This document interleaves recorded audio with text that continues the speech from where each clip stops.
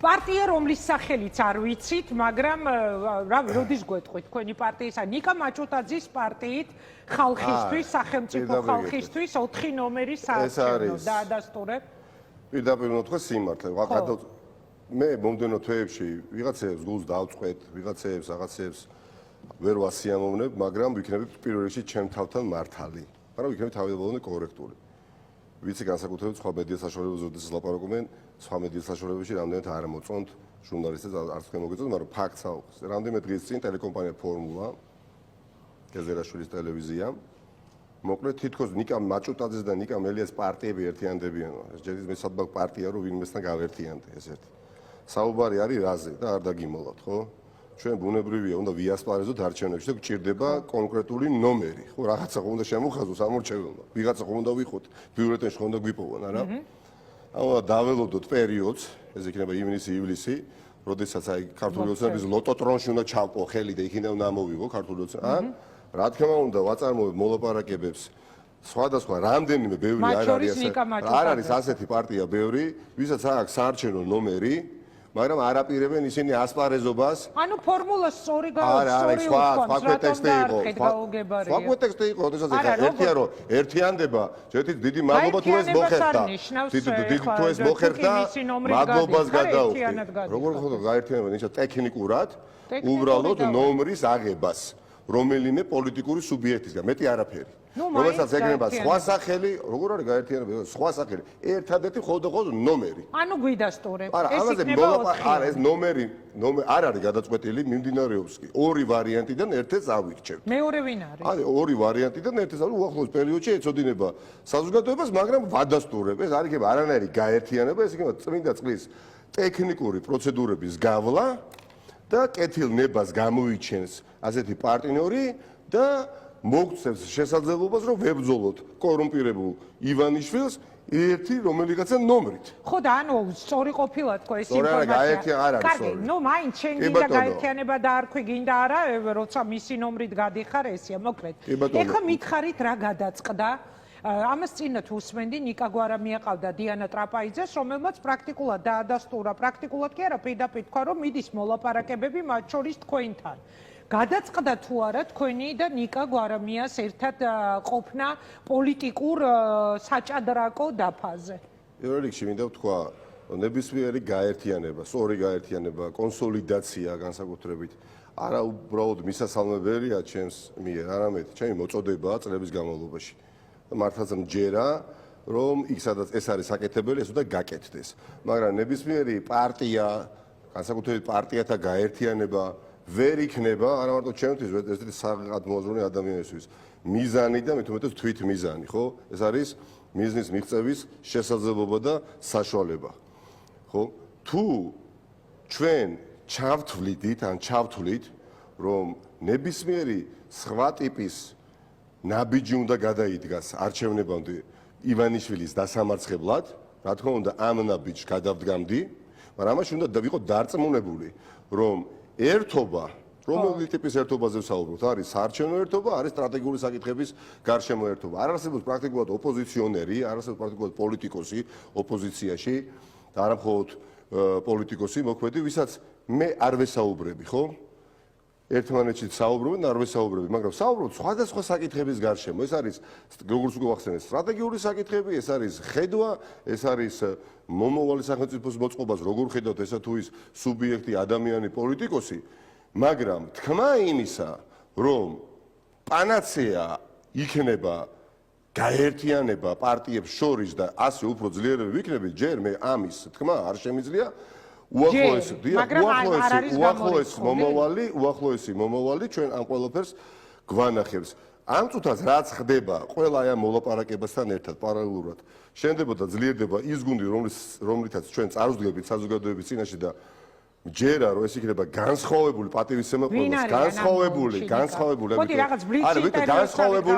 განსხვავებული ბევრისგან შევა ყველასგან ძალიან ბევრისგან პირველ რიგში სიმართლით პირველ რიგში ცოდნით გამბედაობით სუფთა რეპუტაციით იცით რა არის ყველას ელაპარაკება ყოველთვის აი თქვენ სანონში იყო ხო აი ესეთი ვარაუდები ვისთან ერთად იქნება ხო მელია და გვარამია მელია ჯაფარიძე ხოშტარია მე მიმაჩნია და არა მხოლოდ მეც მადლობა ღმერთს არსებობენ პოლიტიკურ კლასში ადამიანები ვინც ფიქრობენ ჩემსავით ძალიან ბევრნიც და პირველ რიგში ხალხის დიდი ნაწილი ასე ფიქრობს თუ კი დღეს ვინმე არის ეულად პოლიტიკური კლასის დიდი ნაწილი რომელმაც რატომღაც ზურგი შეაქცია საზოგადოებას და გონია რომ მოლაპარაკებებით რაღაცა უჩუმრად წარმოებული დიალოგებით, შიშნარევი დიალოგებით, ვაიმე ვიღაცამ არ გაგვიგოს, ვაიმე ვიღაცამ თვალი არ მოკრას, ხო შესაძლებელია გამარჯვება, ეს ასე არ არის. ეულად მოხვედრიათ ყურში ჩემი ანონსის. მე ამას ვფიქრობ, არა. ხო და ეულად რჩებით თუ მათთან ერთად თქო ამას გეკითხა. ხო და პირველ თუ კი ვინმესთან ერთად ვიქნებით ცალსახად, ეს იქნება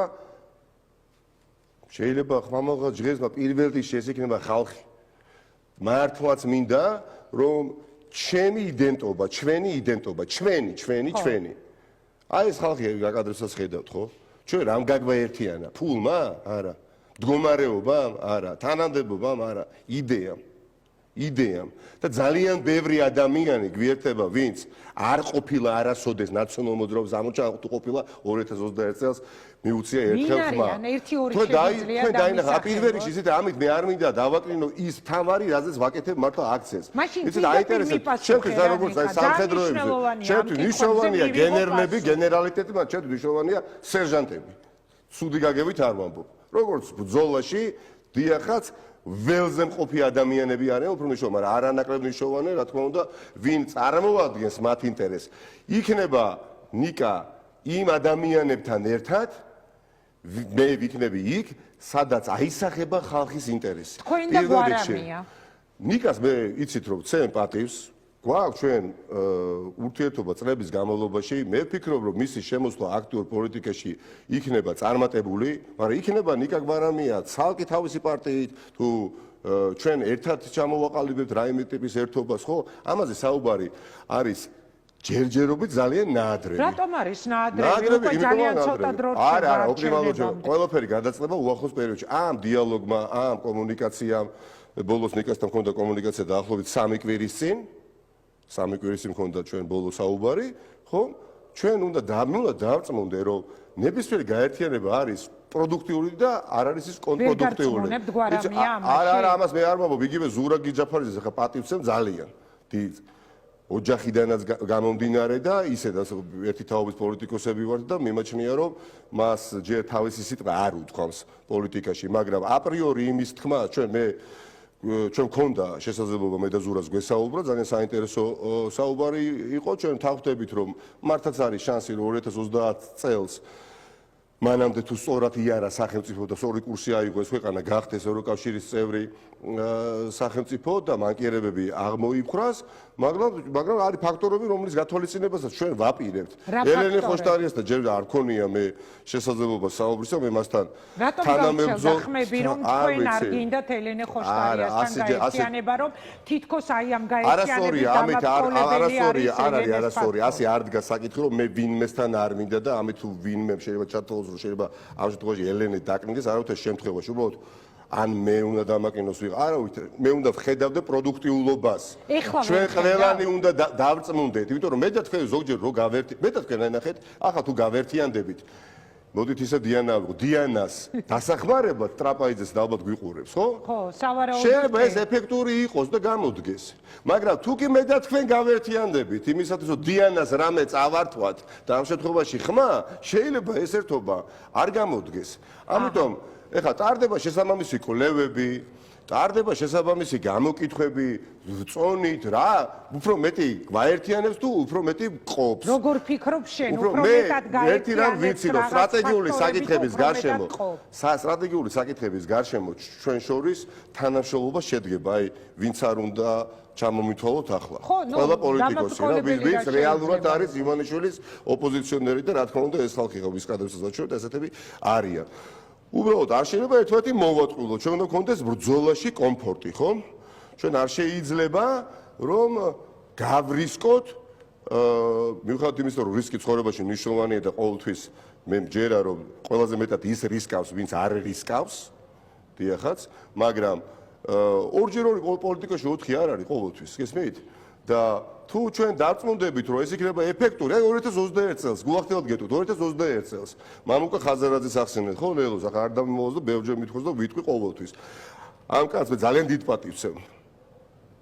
ყველაფერს თავად ერთი მიზეზის გამო მხოლოდ ყოფნის, რომ ძალიან დიდი პატივი ვცემ ბევრი წლის განმავლობაში, იმიტომ რომ 2021 წელს მან რაც გააკეთა 10-დან შეიძლება 9-ს ვერ გაეკეთებია და დიახაც, იმიტომ რომ აბსოლუტურად სხვა პლატფორმაზე იყო, აბსოლუტურად სხვა ხედვის მქონე ადამიანია, არაფერი არ აკავშირებდა ნაციონალურ მოძრაობასთან მაშინაც ხო და ეს ამავე დროს მეტყველებს რანაირ პარტია ტყალიბდებოდა ის პარტია რომ ასეთ ადამიანებსაც კი არ ქონდათ დისკომფორტი რომ სახელმწიფოს დამნაშავება აქვს რომ იმ პარტიის თავმჯდომარე რომელიც ამავე დროს თბილისის მერობის კანდიდატი იყო მის მოადგილედ წარმატებულ ქართველს დაესახელებია თავი მაგრამ ვიღაცის მოადგილედ კი არ დაესახელა თავი ხალხის ინტერესსა პატივი და ეს არის დასაფასებელი ვიცი აი 100-დან 99 ამას არ გააკეთებდა მაგრამ ეს იმას არ ნიშნავს რომ ჩვენ უნდა ვიასპარეზოთ და გადაწყვეტილი არის ან ფიქრობთ სერიოზულად საარჩევნოდ ერთად ხო და რა იყო 21 არა სხვადასხვა საკითხების გარშემო რა თქმა უნდა საუბარი არის მაგრამ ეხლა თქვენ მოგისმენიათ თავად ლელოს პოზიცია ხო ეს პრაქტიკულად ამ ეტაპზე არის გამორიცხული მაგრამ 2002 გამორიცხულია ამ ეტაპზე იმიტომ რომ სხვადასხვა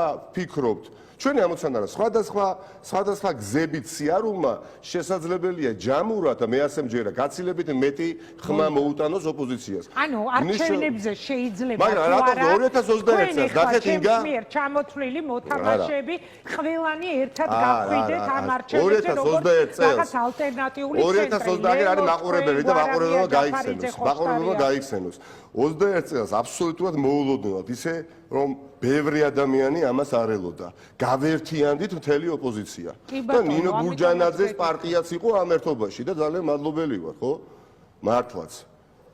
ხო, შეიძლება ბევრი მისი ამორჩეველის თუ შეიძლება კიდე დაამდოთ ვიცი, ჩვენ მიუღებლები და ჩვენი ამორჩეველის იდეოლოგიურად, პოლიტიკურად, ხო?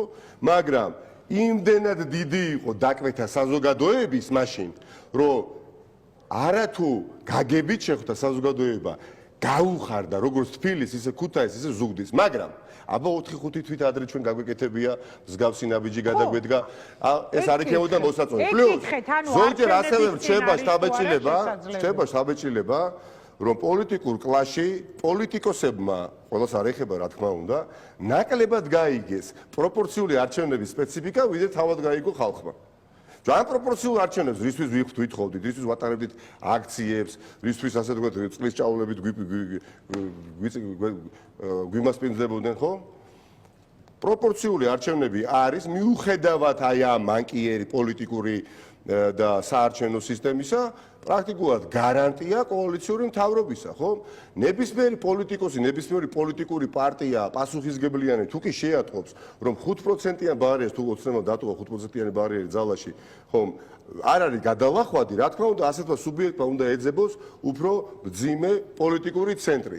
მე პირდაპირ გეუბნებით, ამ ეტაპზე ეს საჭიროება ჩვენ არ გვიდგას, მაგრამ თუ იქნება გადადგმული ნაბიჯი, ეს ნაბიჯი გადადგმული იქნება მხოლოდ და მხოლოდ ხალხის ინტერესის გათვალისწინებით და არა უბრალოდ ერთობის სახილით გადადგმული ნაბიჯი, რომელიც შედეგობრივად აღმოჩნდება კონტრპროდუქტიულად. რეზუმე რომ აი მოდით. რეზუმე არის არაფერი გადაწყვეტილი არა ჩვენ. ამ ეტაპზე ცალკე გახვალთ, ცალკე გამოაცხადებთ პარტიას და არ გამორიცხავთ რომ თუ რეალობა მოიტანა, სიტუაციამ თუ მოიტანა, არჩევნებზე გახვიდეთ ერთად? ამ ეტაპზე რა იქნება მომავალში, ეს არის ძალიან რთულად განჭედადი, გულახდილად გეუბნებით ახლა.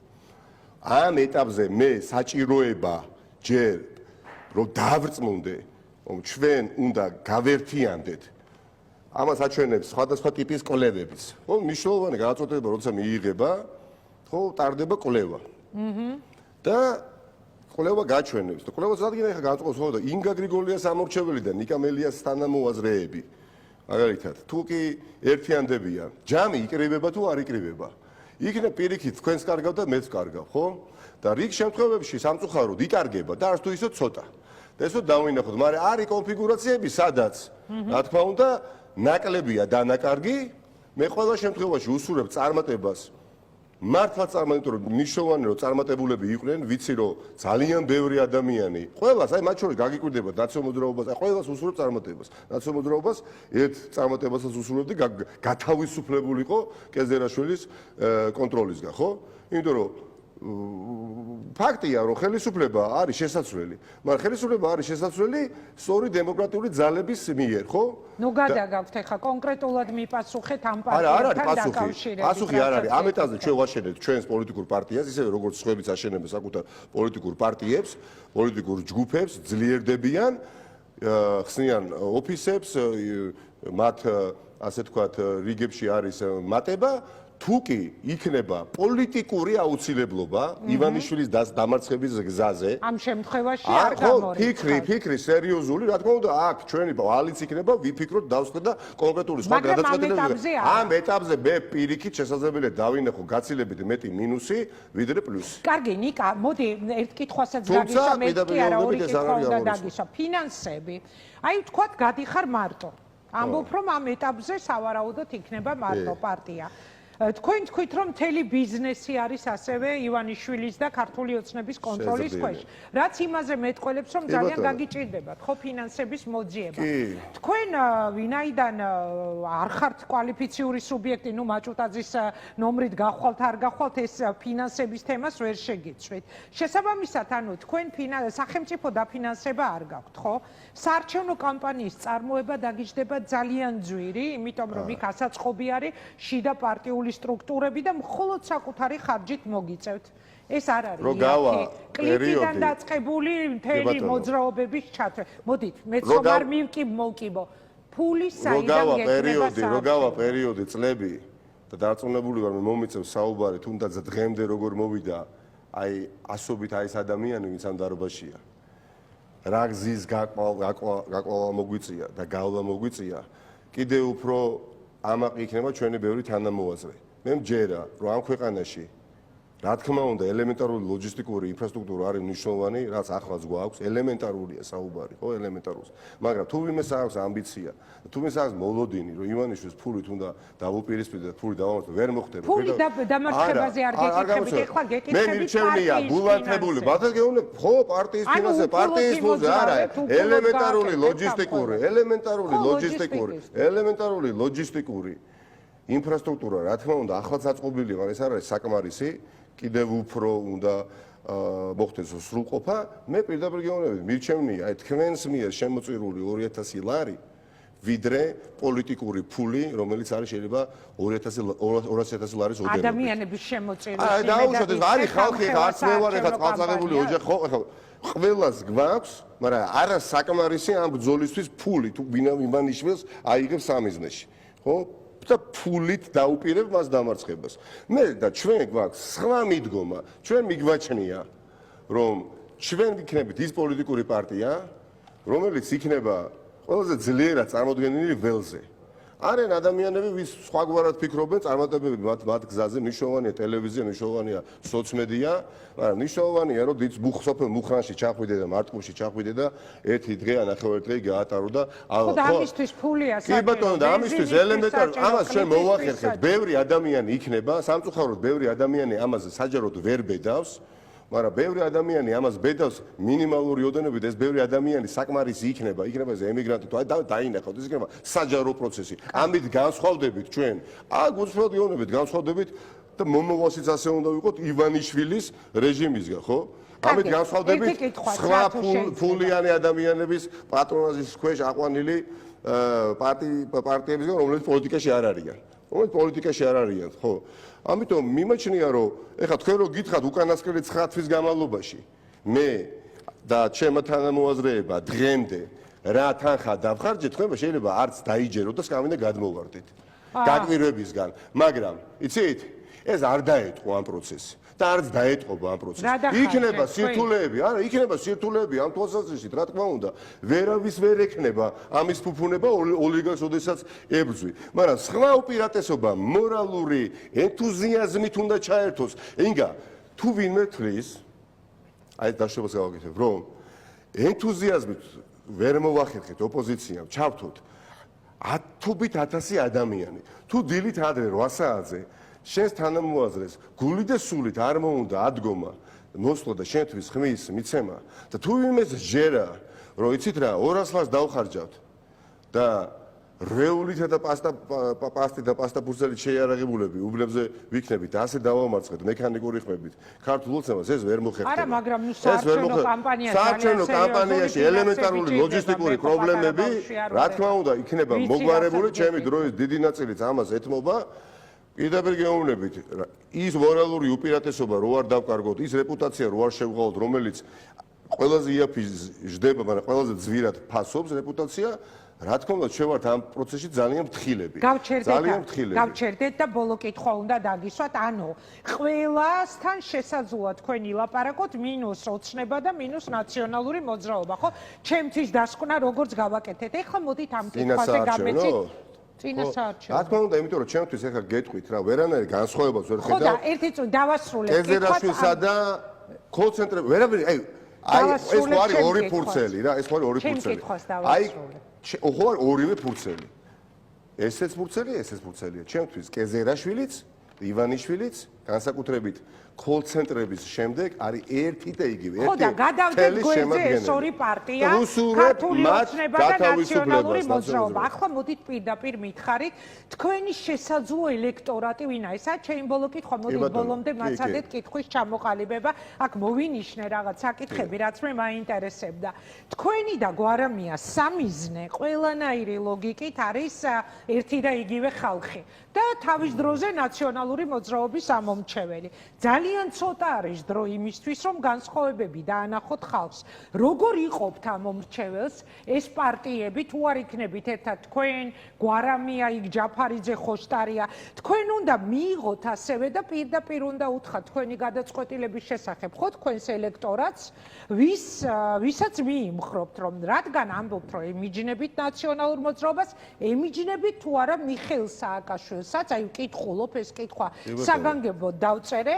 რადგან რეალურად ხუთიანი სამომრჩეველი ყოველთვის იყო მიშა სააკაშვილის სამომრჩეველი.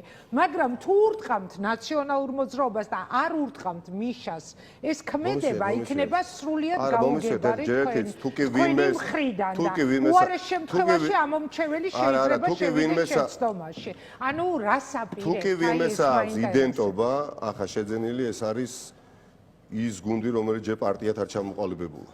თუ ვინმეს დღეს იდენტობის პრობლემა არ აქვს, მე მიმაჩნია ვარ ჩვენ. ხო და როგორ იყო? თუ ვინმეს ჯერა, რომ ჩვენი თვითმიზანი არის ნაციონალური მოძრაობის ამომრჩეველი, ეს არის სიცრუე.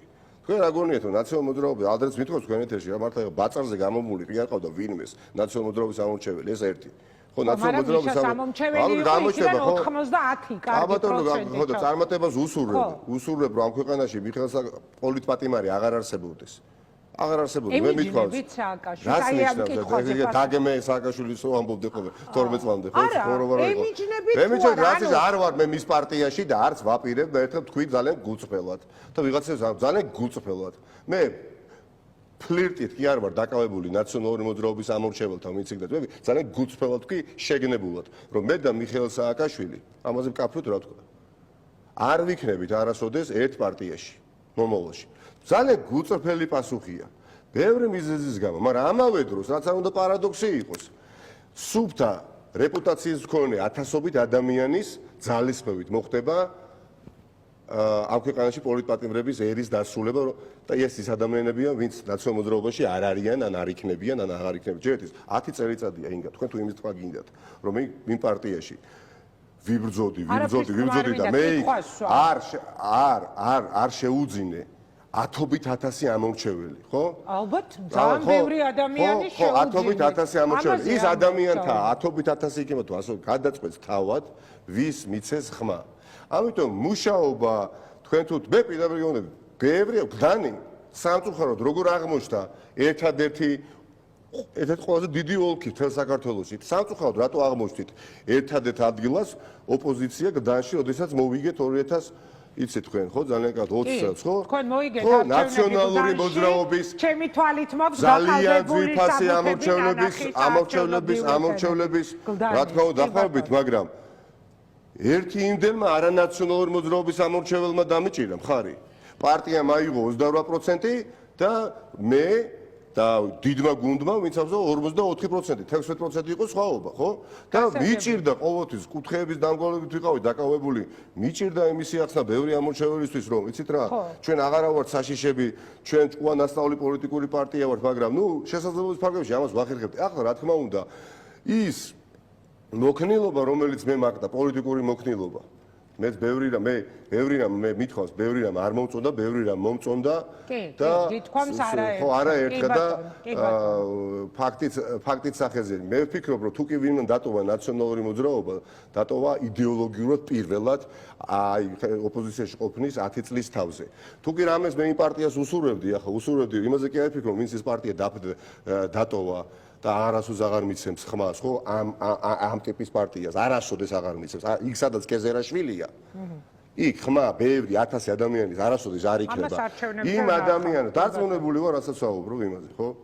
და პირველ რიგში უსურვებ, რომ ის ხალხი მათ რიგებში ვინც არიან, ისინი გახადონ მოტივირებული. თქვენს ხალხზე მინდა პასუხი. და ბევრი იქნება განსხვავებული ტიპის ამომრჩეველი. ჩვენი არ ვიცი ეს ახლა ნიკა ვიქნებით. არა, ესე ჩანს რა, აი ესე გამოდის. არა, არ გიფიქრიათ ამაზე, რომ რეალურად თქვენი აი უყურეთ ორივე იქნება ნაციონალური მოძრაობისთვის დიდი ავტორიტეტები, ვიდრე ეს ყველაფერი მოხდებოდა გადატრიალება, შიდა გადატრიალება ამ პარტიაში თუ რაც იყო აღარ გვინდა დავანებოთ თავი, მაგრამ აი ეხა როგორც თქვენ პოზიციონირებთ და როგორც ნიკა გვარამია პოზიციონირებს, ანუ გამოდის მე მრჩება ასეთი შთაბეჭდილება, რომ თქვენ გყავთ ერთი და იგივე ელექტორატი. თუ არ ერთი არ ვფიქრობ. აბა მაშინ რა განსხვავებები არის? აი ეხა ჩემმა მეგობარმა მომწერა, რომ კითხეო, რა შეიძლება იყოს მიზეზი შენი და გვარამიას ვერ გაერთიანებისო, იმიტომ რომ იდეურადო ერთი ტიპები ხართო რა და ის სიტყვაში ნება, ეს არის საკითხები მნიშვნელოვანი ჩემთვის, სტრატეგიულად მნიშვნელოვანი, ჩვენ არ შეიძლება დაუშვათ ვიყოთ ერთად, მაგრამ ფუნდამენტურ საკითხებზე ვერ თანხმდებოდით. ფუნდამენტური საკითხია არის ბიზინა ივანიშვილის დამარცხება, ჩემთვის ვახსენე ამ გადაცემაში სხვა საკითხებიც არის ფუნდამენტური და ვერ თანხმდებით ამ თემაზე საკითხი არა გვარამიასთან მიმართებაში არა ხო ნებისმიერ ადამიანთან თუ ვერ შეთანხმდები რაღაცის გამო ვერ თანხმდები ხო ხო და ეს რაღაცის გამო თუ ვერ შევთანხმდებით ვინმესთან ტრაგედიაც ამაში არ არსებობს ხო იმიტომ რომ დამოუკიდება იყოს ის საკითხი მომავალი გვაჩვენებს არ ვიცი მომავალი გვაჩვენებს მე ვფიქრობ რომ საინტერესო იქნებოდა ნამდვილად მაგრამ ეს ყველაფერი უნდა გამოჩნდეს მათ შორის კვლევებით გამოჩნდეს მათ შორის ნება ორივეს მხრიდან რომ ვიქნებით სანდო პარტნიორები ერთმანეთის მიმართ ეხლა თუ კი ატყობ წინასწარ რომ შენ შეიძლება ვერ იყო სანდო პარტნიორი ცალკეღებული ერთი ადამიანის ან პირიქით ხო ჯობია რომ ცალ-ცალკე იასპარეზო მე ასე ვუყურებ ამ ხო არა მე უბრალოდ ვცდილობდი რომ დამეზუსტებინა აი რა შეიძლება იყოს საკითხი ჩემი მოწოდება ჩემი მოწოდება ნიკა გვარამიას კი არა ხალბატონ ნინო ბუჯანაძესთან შემიქმნია მე კოალიცია და რატო ვახსენებ პატივისცემით რატო ჩემი მოწოდება ყოველთვის არის თუ კი რამე სადმე არ შემდგარა იქ აყოფილად ჩემი ბრალეულობა. აი ამას ვეცადე. ანუ გვარამიას ბრალეულობა იქნება თუ არ შედგება.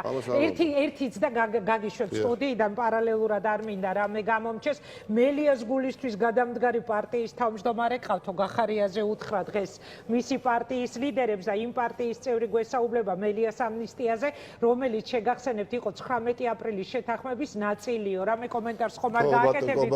ეს ახალი პრემიერი გახსენებდა სამი ხო ბახიძე და სამი უცხოელიო ძალიან გვაწვებოდაო რომ მიგვიღო ამნისტიის კანონი რომელიც მე არ მივიღე იქ ისეთი ჩანაწერი გააკეთეს რომ მე უნდა დავთანხმებოდი და არ დავეთანხმე ანუ ის ამნისტიის კანონი გახარიას პარტიის წარმომადგენლებისთვის მინდა ერთხელ სამუდამოდ გასაგება თქვა არ ვრცელდება ჩემზე და რაც შეეხება კობახიძეს კორუმპირებული ივანიშვილის ამსონს ხო მაპატიეთ რა კორექტულია მაგრამ მე სხვა სიტყვას ვერ პოულობ ამ ადამიანს ძალიან კარგად ვიცნობ პირადად მქონდა შესაძლებლობა თვალებში ჩამეხედა მხდალი ადამიანი მართვის სადავებთა სახელმწიფოზე არის ძალიან საშიში მოვლენა მიუხედავად იმისა რომ არის თოჯინა ივანიშვილის ხელში მაინც საშიში მოვლენა და ეს საშიში ელემენტი ივანიშვილთან ერთად უნდა დავამარცხოთ თუ კი ვინმე გავიდა კონსტიტუციური ჩარჩოვიდან გავიდა აი ეს ბატონი რომელმაც ანტისაოკუპაციო კანონი დაარღვია და გავრილოვი შემოიყვანა საქართველოში და პარლამენტის თავმჯდომარის სავარძელში ჩასვა და მე მიუხედავად 2 საათიანი ულტიმატუმისა საზოგადოების მხრიდან წაყენებული მის მიმართ, რომელიც ამ დროს ბაქოში იყო, გადამდგარიყო, არ გადადგა და მე განვითარდა მოვლენები ისე, როგორც განვითარდა. ხვალაც რომ იყოს იგივენაირად მოვიქცეოდი მithვამს და დღესაც ვამბობ. და მე გამოვლენ ხოლმე ისე, კი, მოვიქცეოდი, იგივე სიტყვას გავიმეორებდი, რაც ვთქვი, 20 ივნისს ზუსტად იგივენაირად მოვიქცეოდი. დიდი მადლობა. ნიკა, წარმატება მინდა გისურვო, პარტიის სახელს არ გამიმხილ, ხო? ეხა შანსი არ არის, სამისი ტყუილა უნდა გაწამო.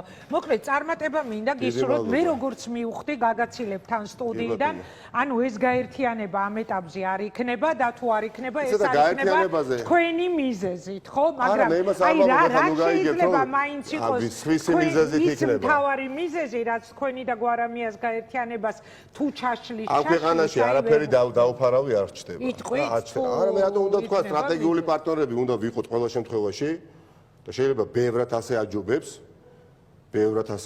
შეიძლება, მაგრამ ხა რა უნდა თქვა, ხა ნიკა გვარამიასთან მიმართებაში თქვენ გვაქვთ იმის ბოლოდინი, რომ მე რაიმე ისეც ვიტყვი, რაც ჩვენს ურთიერთობას შევახავს, თუ უფრო არა, მაინც როგორ გაერთიანება ხალხთან არ მინდა ტრივიალური ვიყო, ბანალური ვიყო, ხალხთან ერთად ეცი და ვიღაცას გონია, რომ არა, ეხა ჩვენ ეხა ეპიდემიათერიდან მნიშვნელოვანია, მაგრამ აი დახურულ კარს მიღა საუბარი პოლიტიკოსებს შორის მნიშვნელოვანია, მაგრამ კიდევ უფრო მნიშვნელოვანია მართლა ხალხთან ერთად თუ ვინმეს ელექტორალური წარმატებისთვის მიუღწევი ამ ქვეყანაში, ხალხთან ერთად და ხალხით. კარგი. მეტი არავის არაფერი წარმატება არ მიუღწევს. რომ დაპატიჟა მთელი ოპოზიცია, რამე მაგიდის გარშემო თუ დაპირებთ, რომ დაჯდეთ, სადაც ნაციონალური მოძრაობაც იქნება. ხვალ მაქვს ქალბატონ სალომესთან შეხვედრა.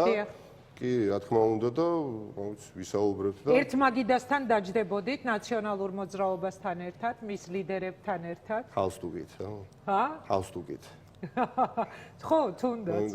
ხო, ესეთი ტრენდი აქვს, რომ ჰალსტუხი? ეხა ეს ირონია იყო, მათ არ დაჯდები? არა, რატომ დაჯდები? იქ სადაც სახელმწიფოს ინტერესია, სადაც ხალხის ინტერესია, ეხა იმიტომ რომ იქ ვიღაცა კეზერაშვილი წარმომადგენელი ზის, ეხა იმიტომ რომ იქაც ისიც ზის, რატომ უნდა დავждე? ის არ დაждდეს მაშინ, ხო? დიდი მადლობა. როდის გავიგებთ ბოლო-ბოლო ეს გაერთიანება ჩაიშალა თუ არ ჩაიშალა? გაერთიანება ვერ შეაიშლება, ამიტომ გაერთიანებას თქვენ უყურებთ სხვაგვარად, მე შეიძლება სხვაგვარად უყურებდი. არის საარჩევნო გაერთიანება, როგორც უკვე თქვი და არის სტრატეგიული საკითხების გარშემო გაერთიანება და რომელიმე ერთი ნამდვილად მოხდება. დიდი მადლობა. წარმატება მინდა, ნიკა, გისურვო, ძალიან დიდი მადლობა, საინტერესო იყო ეთერი ნამდვილად.